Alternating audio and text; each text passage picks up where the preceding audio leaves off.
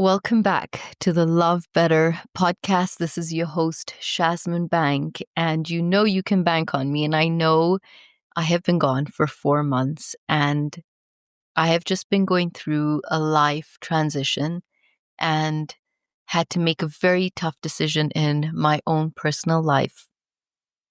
And I always love to show up to the episodes with authenticity and wholesomeness and just showing up as myself. And I couldn't do that with what I was going through with my own mental health in the last 4 months. And it ties into what I wanted to talk about in today's podcast, which is the strength it takes to have to walk away from a relationship, even when you do love somebody and you sincerely hoped that love story would have not come to an end. And it comes to an end because you choose yourself.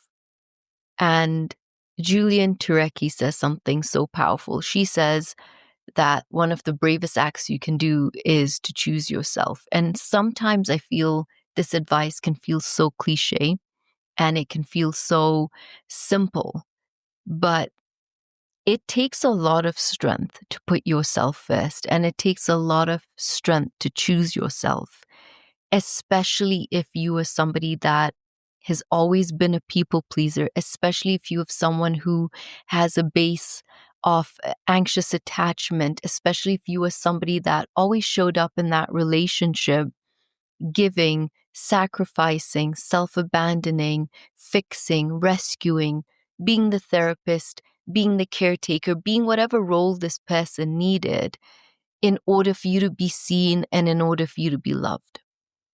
And I think it's even harder when you are in a trauma-bonded relationship and the person that literally sets you on fire is the same person that will come and not only put the fire out, but is the person that comes and wraps you up in a blanket really tight and takes care of you after that. And your nervous system and your brain think, this will never happen to me again. They understood what they did. They've come and shown up in the best way to solve it. And I think trauma bonding and people making mistakes in relationships, fixing it, correcting it, and never repeating it again are two completely different things.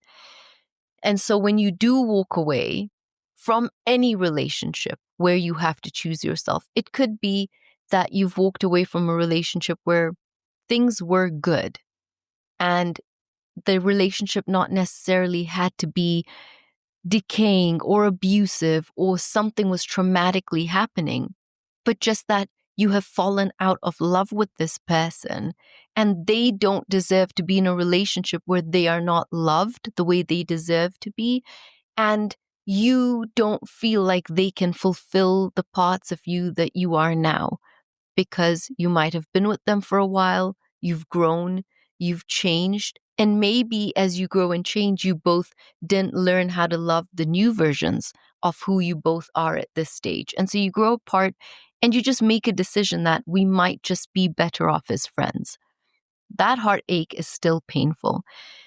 And it takes a lot of bravery for a lot of people to walk away from relationships when it's not toxic, the word, and it's not abusive, but it's just an act of having to choose yourself and your happiness. And it feels also sometimes hard. I feel for my generation, millennials, and the generations prior, because we get into relationships and we get into relationships culturally sometimes also where you stay for life, regardless of whether you both still have the same goals, whether you both still love each other or not. Past the children leaving the nest, it's just the norm culturally to stay together and you're married. And what else is there to seek after that? You find your own happiness if you do.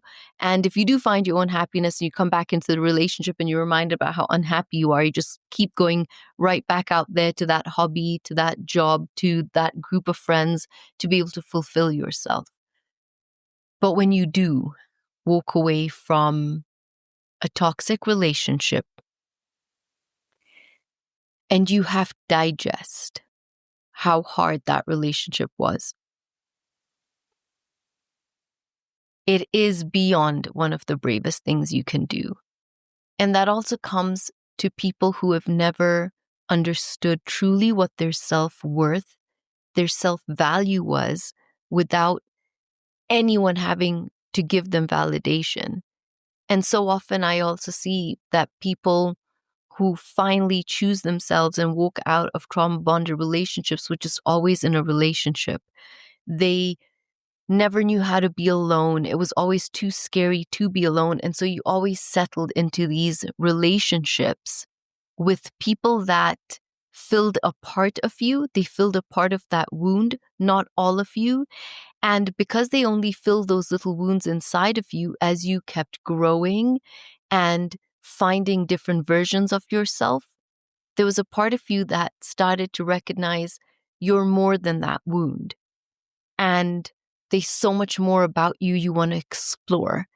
And so the conflict starts in that relationship. Because in the beginning, your wound is enough for the person you've attracted. They only have the capacity to love you at your wounding level. You attracted them at your wounding level. It's something beautiful Tara Stewart talks about. And she says that you always pull people in at the psychological wounding level that you're at. So when you do walk away from a relationship, the first pause is the fact that what part of yourself, what part of this beautiful inner child within you started to heal when you started to feel you deserved more, to stand up for yourself, to say no more? What part of yourself healed that now this relationship wasn't fulfilling? And when you're in an abusive relationship, when you're in a trauma-bonded relationship, you confuse love completely. And so does your nervous system.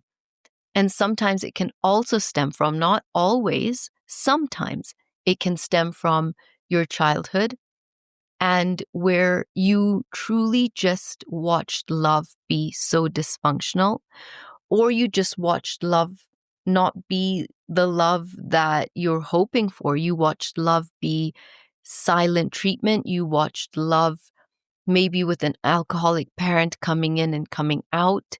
You watched love be one parent crying, suffering, tolerating abuse. You watched one parent not stand up for their children, could have been you, and a parent that allow you to be bullied if you grew up in a narcissistic home, and a parent was not strong enough to show you you were worth being defended, you were worth no one ever speaking to you a certain way, especially a parent.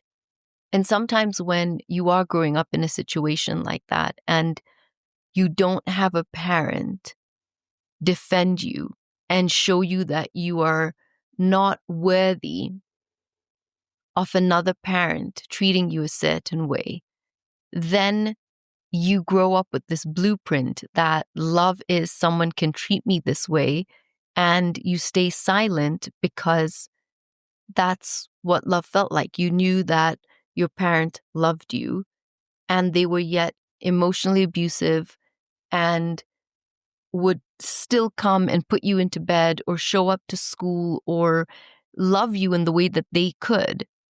And so it confuses you. And so when you decide that you are no longer willing to be in a relationship where you have to stay small and your voice gets too loud for the person you're with because they're used to being with someone they can control. They're used to being with someone who is small and sweet and kind. And they also praised you in the beginning of those relationships with how amazing it is you're not too much, how amazing it is that you don't require so much in the relationship. And they precondition you into not asking. They precondition you into sometimes maybe they're not trying to be manipulative, but they are by saying, I have the best husband or wife in the world. I have the best partner in the world because they never financially pull me out. They never financially ask too much of me. And look at how lucky I am with how supportive I am. Look at how lucky I am my partner never spends. And somewhere, because you have such a deep wound to be seen and such a deep wound to be loved, you end up thinking, right, so I shouldn't ever do those things. I shouldn't ever ask for love this way. I shouldn't ever be too much. Or in the beginning, they will praise you with, you're so easy to be with.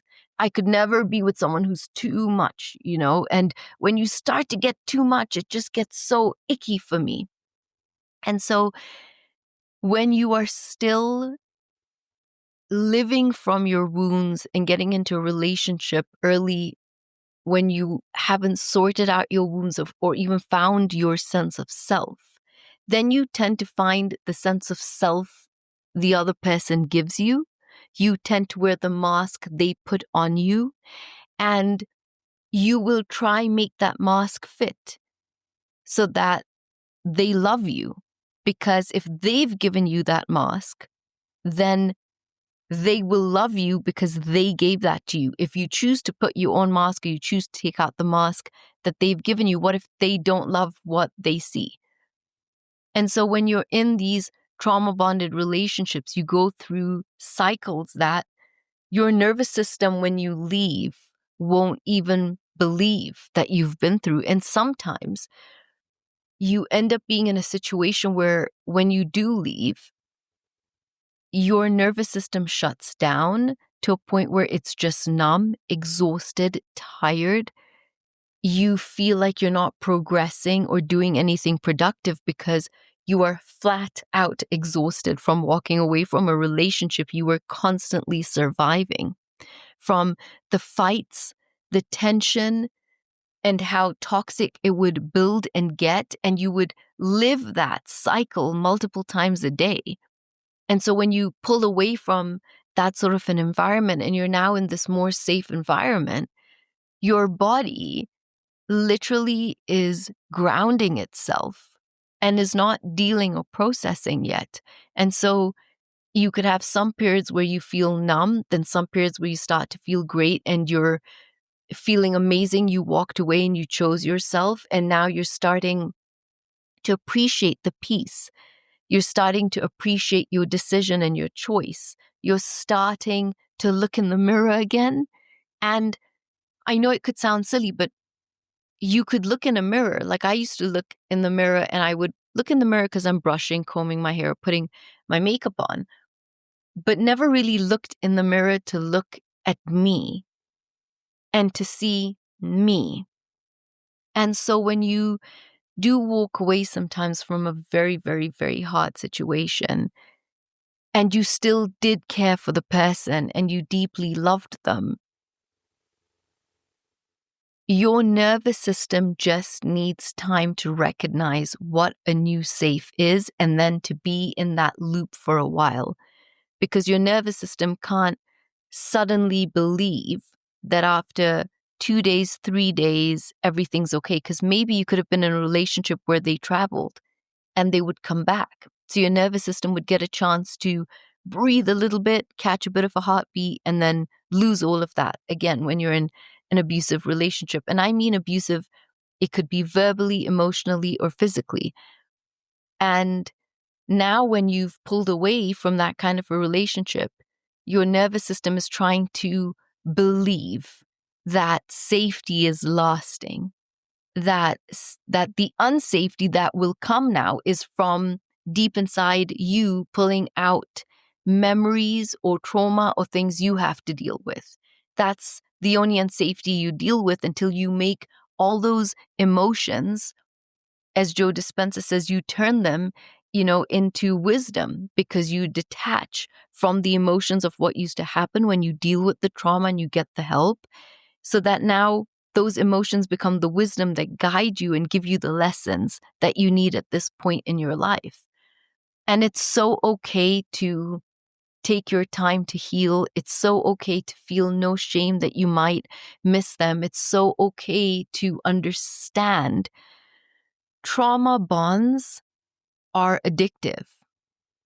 You were addicted to somebody. You were addicted to being loved in a certain way. You were addicted to being seen and not seen. You were addicted to being wanted and unwanted. You were addicted to the highs and lows, the ghosting and the pulling you forward, the go and the come. And I think that if you are dealing with heartache, and sometimes also maybe not, sometimes maybe you're dealing with the grief of the relationship you never had. The reality of, I'm not walking away from a marriage or a relationship with my partner where I miss the little things they used to do for me. That's not the heartache you're having.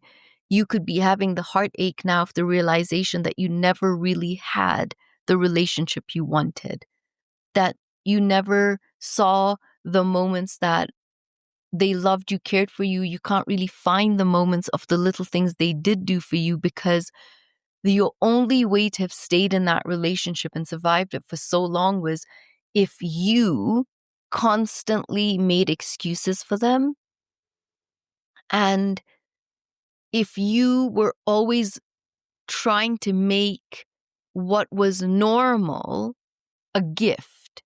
So if they were a great provider, then you would be like, how blessed am I to have this driver and this house and someone that could do everything for me.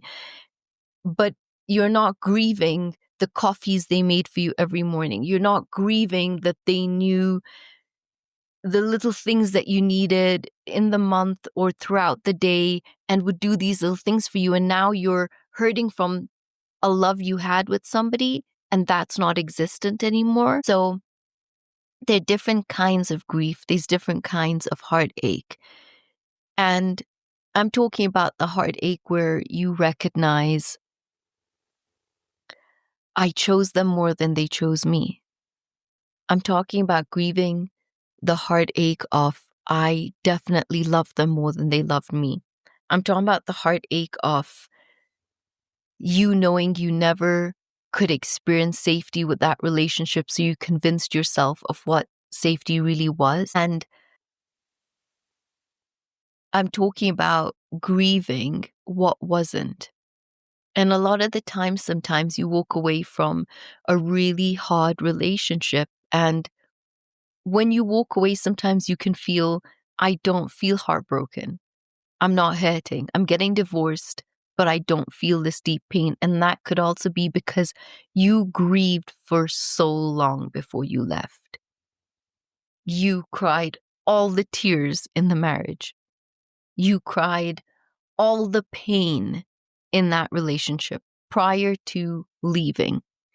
And you constantly left different versions of yourself in that relationship to build up to the version of the person that could leave. That's a brand new you. That's a whole other person you get to discover. Because maybe for years you stayed, and for years you stayed for the kids because of society, because of culture, because of religion, anything else other than because of what you wanted. And that means there were versions of you that society, religion, culture, family molded you into thinking you had to be to stay in that situation. And then you suddenly say no more. Too much pain, too many tears, too much frustration, too much exhaustion, but no change also in the relationship. No seeing the other person choose you back, want you back, willing to grow, consistent, to have you never cry again.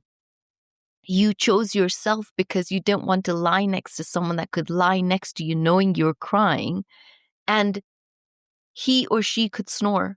He or she could roll over and go to bed. And you're left there in agony and in pain from an argument or a fight that could have started with you trying to fix the relationship in the first place.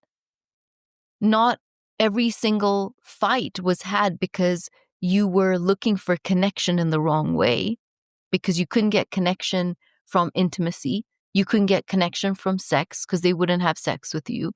You were only able to find connection in fighting. And at some point, it brought out different versions of you, different sides of you. And you're done meeting all those versions and all those sides of you. You're now in a place where for you to walk away from all of that means you have met a version of you that's ready for a brand new life and wants to dream again and has dreams. And while you might be stuck in grief, I just want to remind you how strong you are. And I want to remind you how beyond brave it is to sometimes make such a hard decision at a certain time in your life when it would just be easier to stay and easier to do what so many couples around you that you see do. They have kids. They're not happy in their relationships. They don't have sex. They have zero intimacy. They barely even kiss. They don't touch. There's no physical connection. There's no emotional connection. But it's normal now to stay married because you've got young kids. You get along. You can tolerate each other. It's not so bad.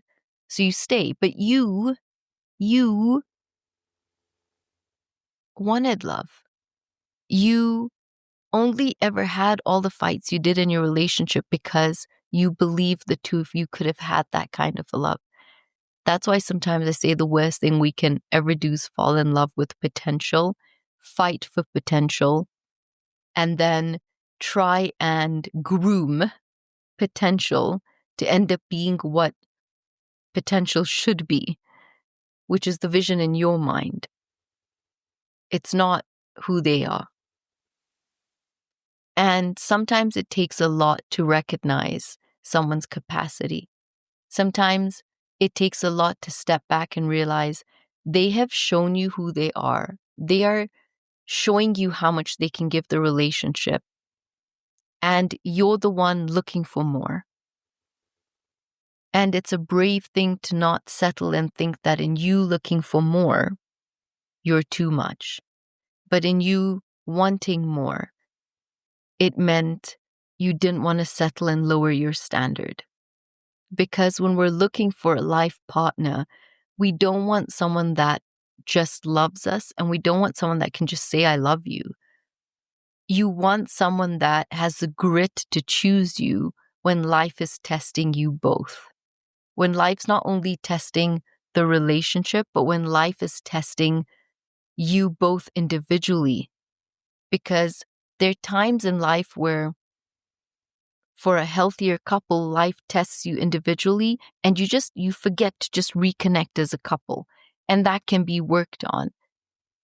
But there's a big difference when it's not that there's no spark and it's not that there's no connection and it's not that there's no chemistry. It's just that all you have is trauma bonding the two of you.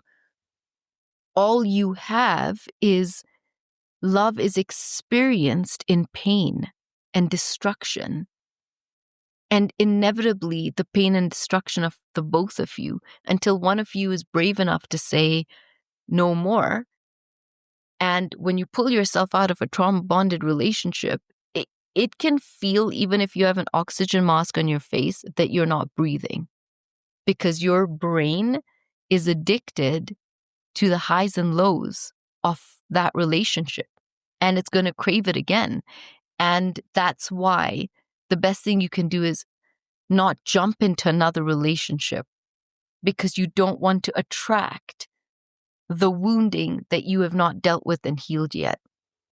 You want to be able to really take the time out to see what comes out in this grieving period, in this heartache, to give your nervous system a time to go numb, to start to feel, to create the safety and go, okay, I think you can deal with this memory today. I think you have the strength to unpack this emotion today.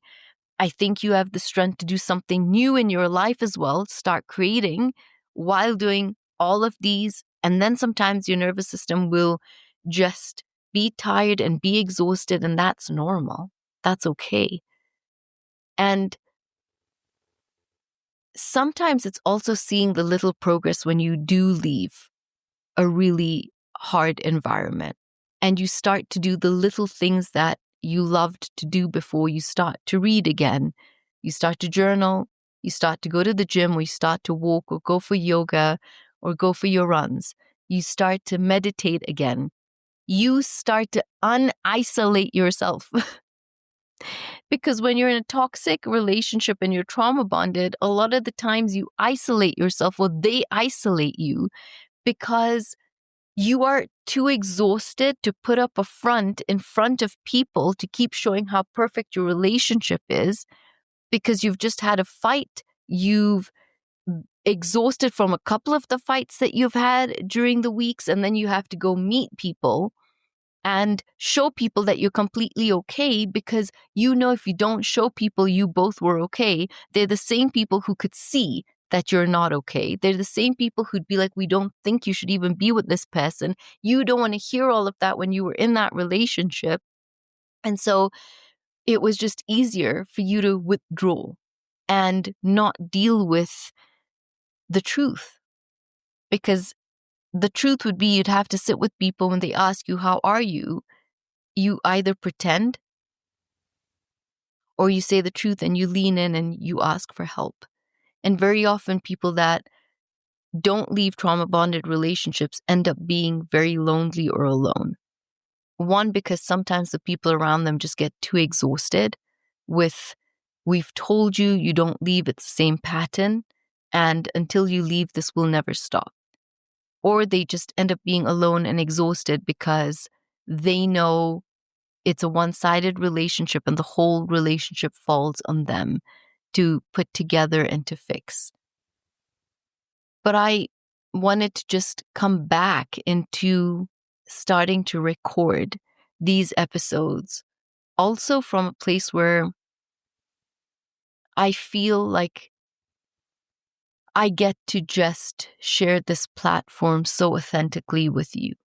And as we go through so many different topics, some of where I get the privilege to guide and teach, I also get to now just do it a lot more human and with the vulnerability of also being seen in this platform, on this platform, and having this podcast as an extension of my voice, because I care so much for people that are stuck and can't leave a hard relationship. I care so much for people that are being oppressed. I care so much for people that feel so alone in their pain. And I care enough to say, you're always one really hard decision away from the life you deserve to live. You are one decision away from the life you know you can manifest. You are one decision away from your self-worth growing. And you are one decision away from having absolute self-respect for yourself. And it's taken a lot for me to sit here and do this episode, even though I'm really doing this now from so much more excitement and so much more openness. But I'm also going through a separation, and so I know how hard it can be. I know what it felt like to feel shame to stay. And then I know what it could feel like to have felt the shame in you if you continued to stay. And I know the strength it takes to not be scared, to choose your worth. And what a full circle that we don't recognize, because when we walk away from really hard relationships, we are thrust into life and grieving and picking ourselves up. And a lot of the times, the people around you also could end up feeling, well, now you left, so you're doing better. Or now you moved out, so everything's okay.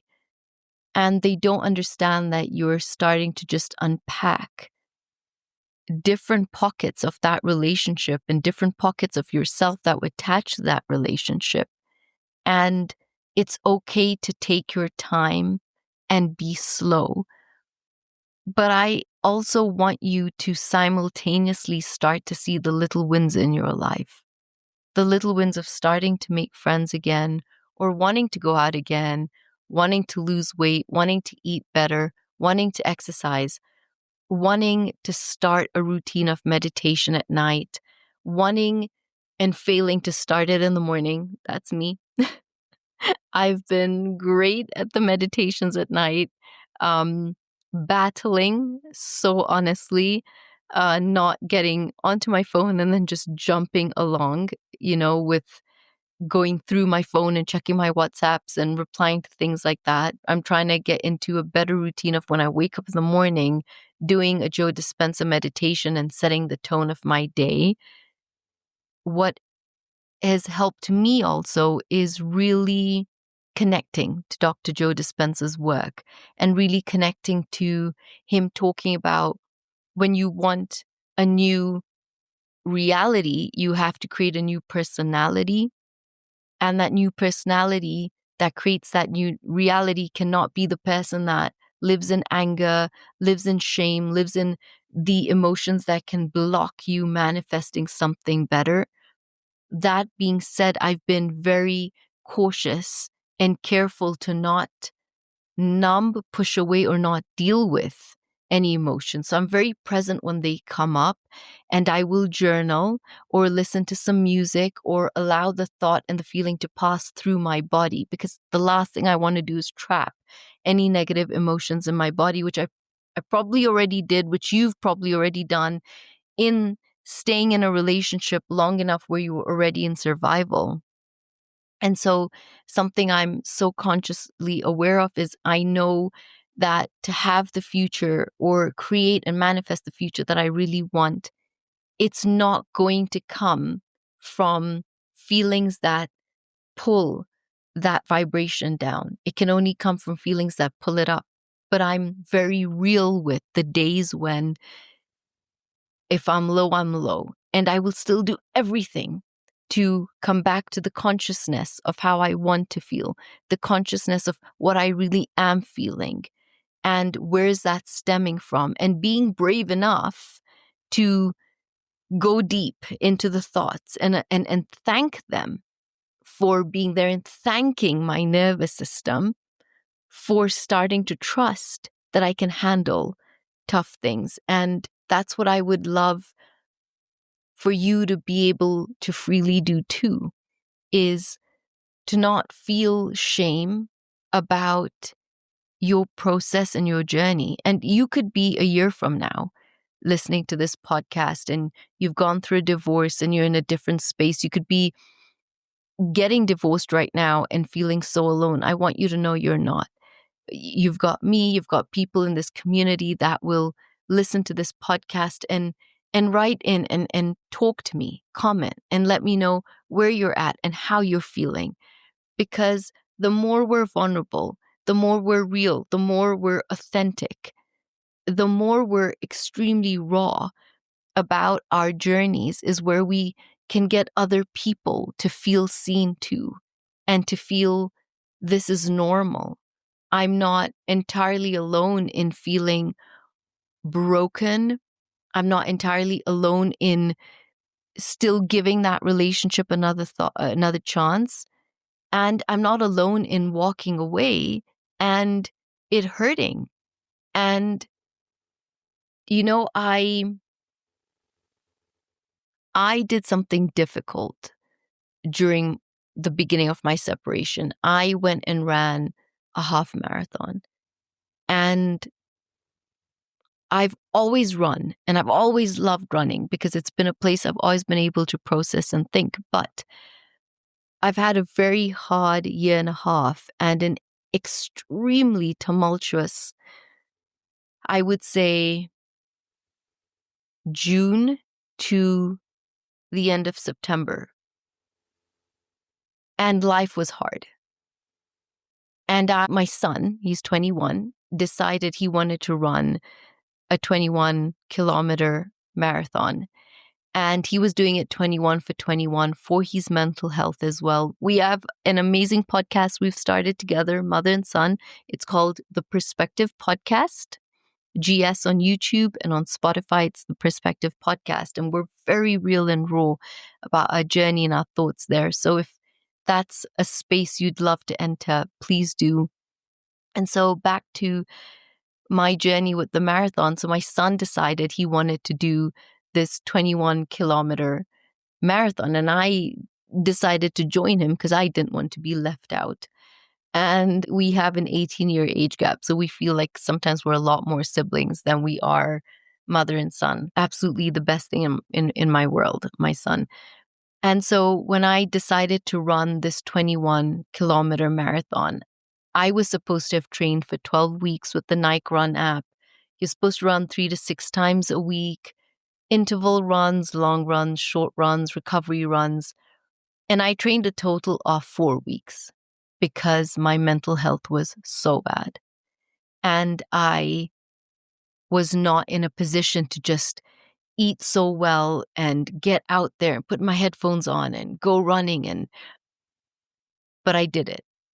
I showed up to the 21-kilometer start line because my son was so adamant about doing it. And funny enough, actually, when we wanted to run the marathon in our country, by the time we decided to register, the 30,000 slots were done. And it was the 5th of October.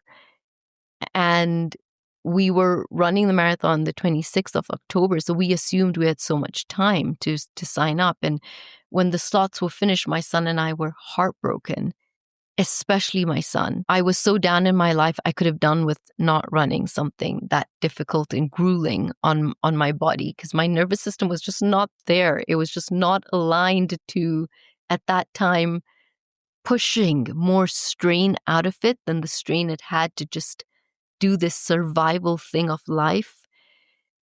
And my son and I, at some point, didn't take no for an answer, especially my son. And he started to pursue this CEO and that CEO and speak to the head of Stanchart and see who he could reach and who he could speak to about sharing this journey. And so my son would be like, look, I'm going to find this person that we're going to talk to, and you're going to write emotionally because you're great at that. Write our story and tell them why we want to run this. And at some point, we were just getting rejection after rejection. The slots are filled up. You cannot join. And we said, you know what? We're still going to run it. We're still going to run 21 kilometers for ourselves. And the race was on a Sunday. And the universe, with the right energy, universed, if that's a word. And on a Friday, we ended up going to pick up our kits. And my son managed to turn a no into a yes. And I managed to send in a really raw, authentic story about why this run was so important to both of us. But especially for the first time, I realized both of us wanted to run in a community. We wanted to run with people that were experiencing life and were showing up to do something really hard. We could have done 5, 10, or 15. Not that that's not hard, but we really wanted to do something hard. We wanted to run with a community of support. And when I stood at that 21-kilometer line, I made a decision that I was going to leave behind the version of me that is loved but doesn't have room in the chapters that opened after that run. The part of me that would self-abandon, lose myself, lose my shine and my voice to be seen and loved was not welcome in this chapter of my life anymore. I love her, She's a part of me that served me. But I love the part of me that chose to run 21 kilometers. I love the part of me that chose to do something harder than the life hard gives me. Because life's always going to give me something harder, but I wanted to do something hard. And like David Goggins says, you can't hurt me. And when I was 11 kilometers into that run, I can tell you, when the sun is hitting down on you and your caffeine gel is triggering your stomach and you have 11 more kilometers to go and you have physically only trained 4 weeks out of a 12-week training program and your knees are killing from the week before's 20-kilometer practice run and your hips are tight, you are running that run thinking, no one can hurt me again.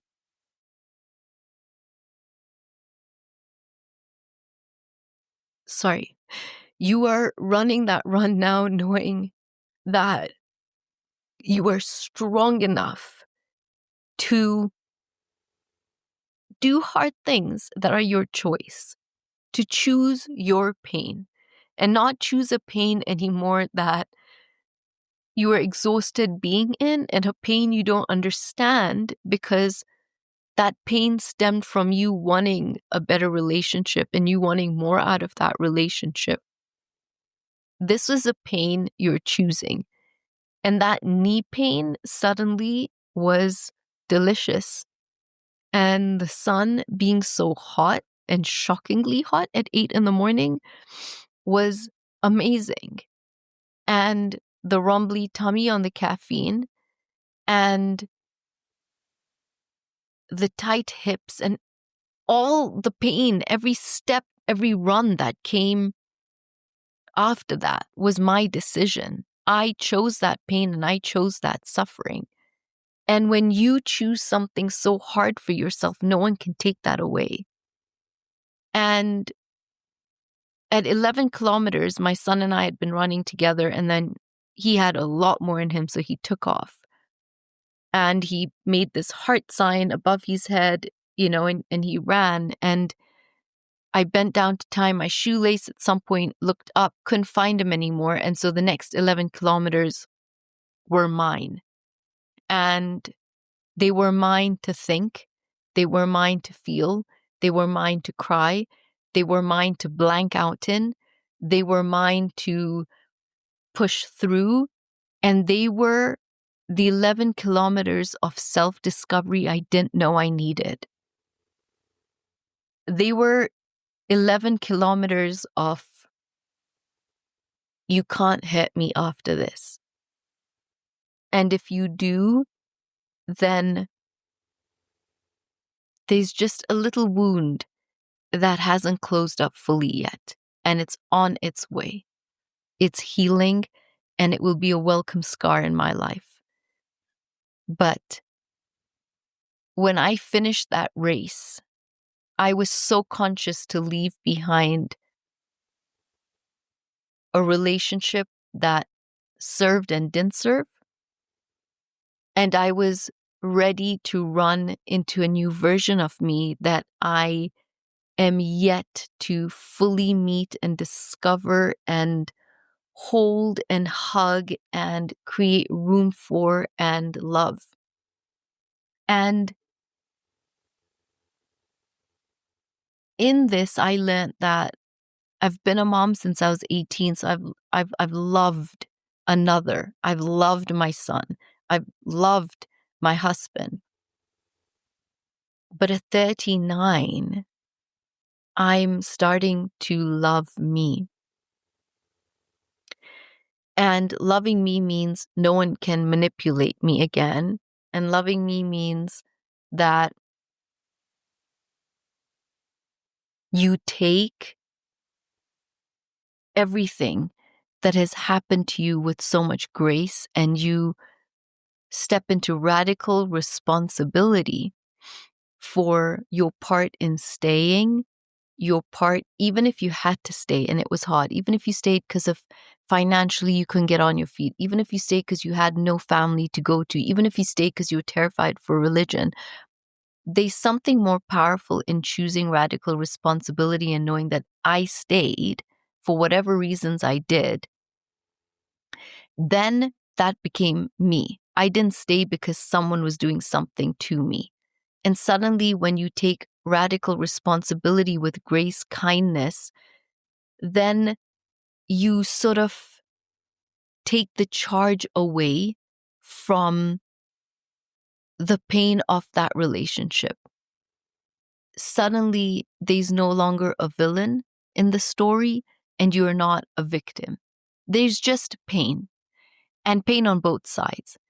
Pain for the person causing you pain because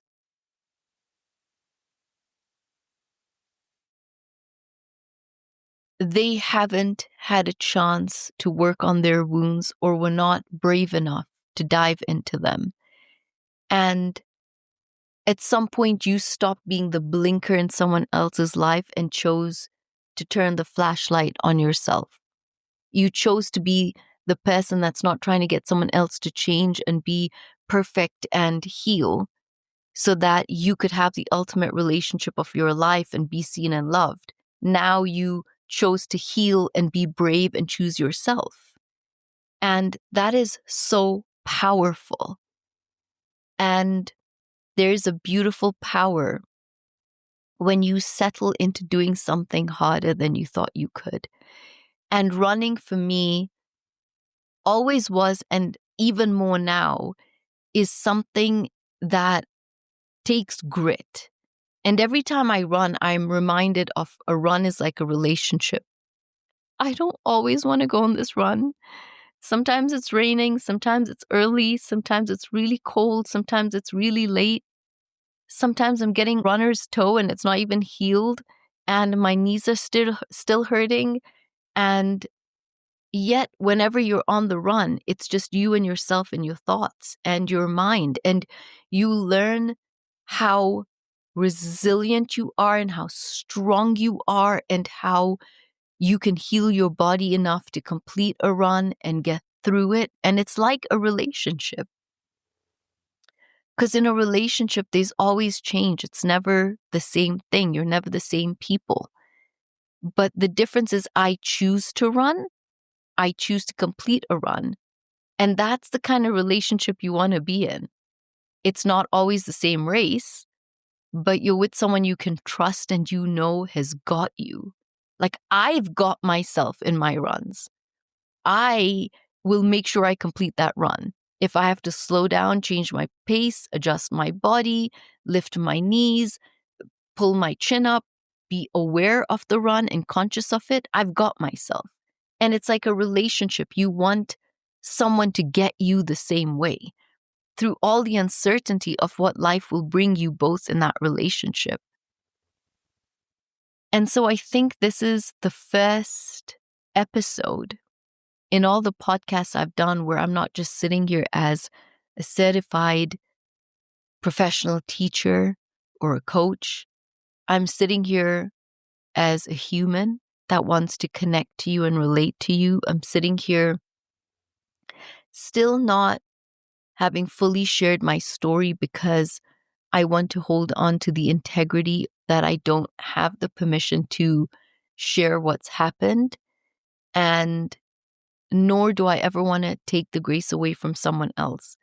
But I am in a place, what brought me so much more peace, tranquility, and ease in my pain, what subsided a lot of my anger was the ability to hold room for both of us, both our truths.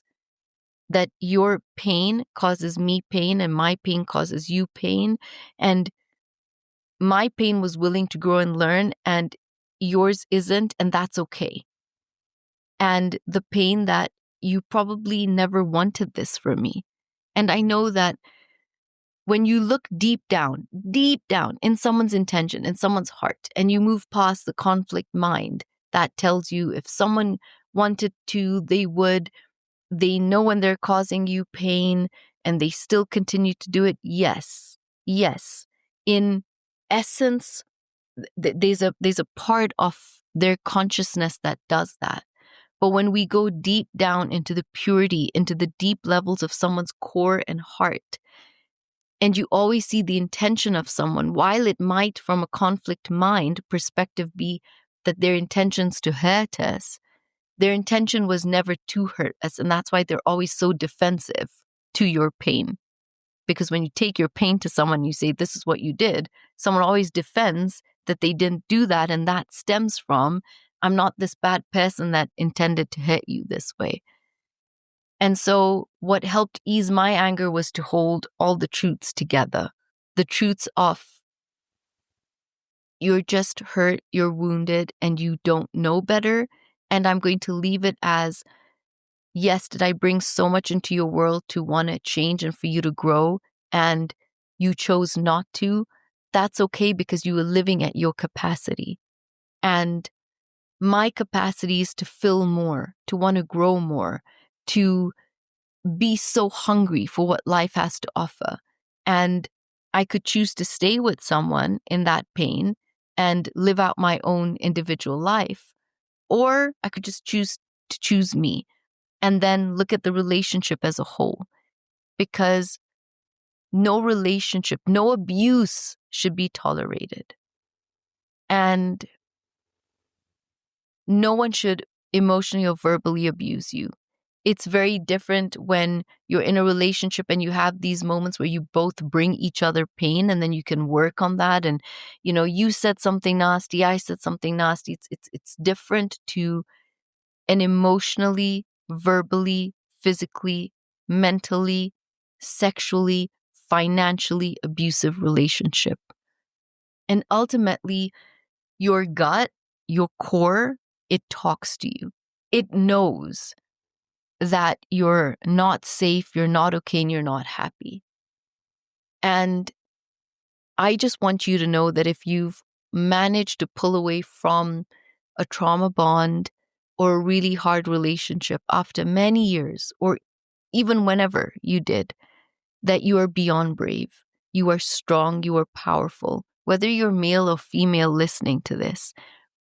And if you have a tendency to have a slightly more anxious attachment, then I want you to know that the sky's the limit with how you're going to start healing to become more secure, with how you're going to deal with your triggers and journal and center yourself and regulate yourself and create room for yourself and love yourself and do all the things you wanted in a relationship for yourself now. All the energy you had to give somebody else can finally come back to healing who you are, why you are the way you are, the decisions that you made, the decisions you have to make going forward.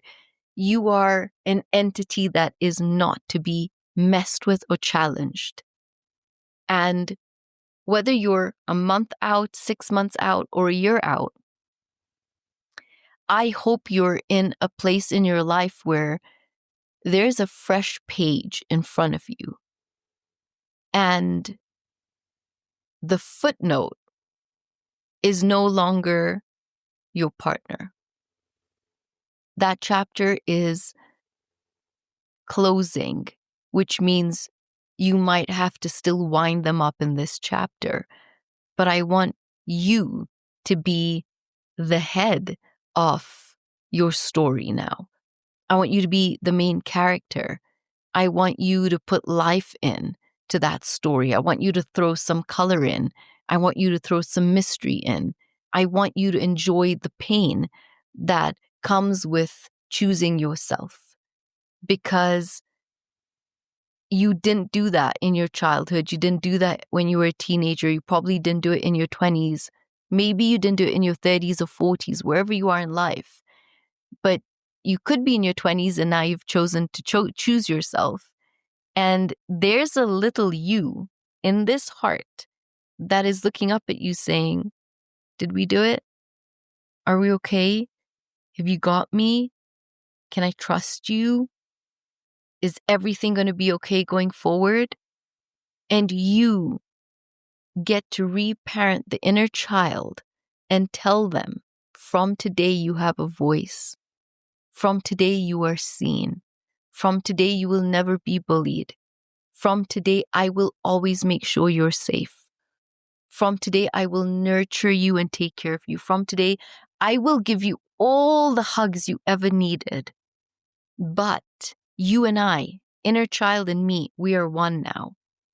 And if we ever fall in love and we go into another relationship, that person comes with all of us. And we only go into relationships when our nervous system and our gut feels safe. Not looking for moments of safety, but where we just truly feel safe. And I feel like I could talk for another hour, but I'm going to wind this episode down. And I just want to say thank you for holding room for me. And if you watched or listened to the entire episode, thank you for creating that space for me to come back into my own space after 4 months and feel safe enough to do it and authentic enough. And I'm excited to go back into all these amazing topics and dive deep into anxious avoidant relationships and how they work and where they don't work and when they shouldn't work and how they really can work. And I want to talk to you about the cycles in trauma bonding and really go into the educational side of things, but also do it from a place where I can just finally feel so human on this side of the screen, so human on this side of the mic with you. And it's just a breath of fresh air to know that I'm back in this space. And one day this is like my vlog, this is like my journal entry in this podcast where, oh, maybe a year from now, I'll be listening to this and going, wow, like this is where we are now. And I always pray God blesses all of us with good health and, keeps us going. But the one thing I want to say is all the pain you've been through has some of the deepest lessons.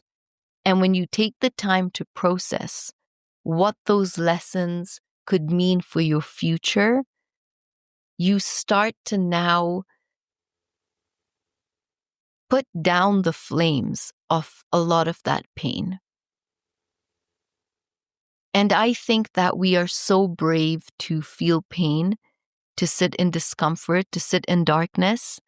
I think we're so brave to fight for ourselves, to want better, to overcome depression and mental health. And in case you needed anyone to tell you, I'm so proud of you. I'm so proud of you for being so vulnerable and brave. I'm so proud of you for still dreaming. I'm so proud of you for believing you deserve more than where your wounds allow you to live for a while. I'm so proud of you for thanking the person that you were in a relationship with for not budging because they pushed you to see your worth. And they pushed you to see that you deserved more. And I'm just so proud of you for being you. And as I'm discovering who I am, I'm excited for you to discover who you are. Who are you at the end of a 21-kilometer race? And I'm not talking about running. Who are you at the end of that finish line? When you are tired and you feel broken and you feel like you couldn't go one more, thanks to Nick Bear, that I could. But who are you when you couldn't? And then yet you're still standing and there you are. You are not someone anyone is to play with.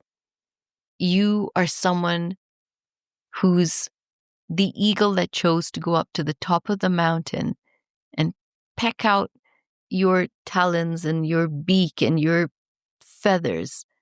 And you chose to do it alone because that's what great eagles do. They fly to the highest mountain at 40, 45. They can choose to die, or they can choose to resurrect and come back as a better, stronger version of themselves. And that's what we do after heartache. When we choose ourselves and we come out of divorce and we choose to leave abusive relationships or trauma bonded relationships, we go to the top of a mountain where it's lonely and cold, but you have an unbelievable bird's eye view. And you have the safety to pull out your feathers and break yourself down to be able to break yourself right back up again. You have that strength to do it. And you do it at the peak of a mountain because you're only supposed to soar after that. You're always supposed to have a bird's eye view of your life. And so I want to say I'm proud of you. And you are an incredible person. And whoever's listening to this that just needed to know that, I hope you know that. I love you, and I'm looking forward to coming back into this space again and hopefully slowly getting to know all of you again. Thank you for still downloading all my episodes while I have been away for 4 months. It has given me strength to know that my voice matters. And I love you. And like I said before, you can find me on Instagram at Shasmin Bank, on TikTok, Shasmin_Bank. You can find the Love Better podcast on YouTube. And my son and I have started a brand new podcast that's taken a lot of strength, rawness, and vulnerability to show up as well. And it's called the Perspective Podcast GS on Instagram and on YouTube and on TikTok. And it's the Perspective Podcast on Spotify. Until next week.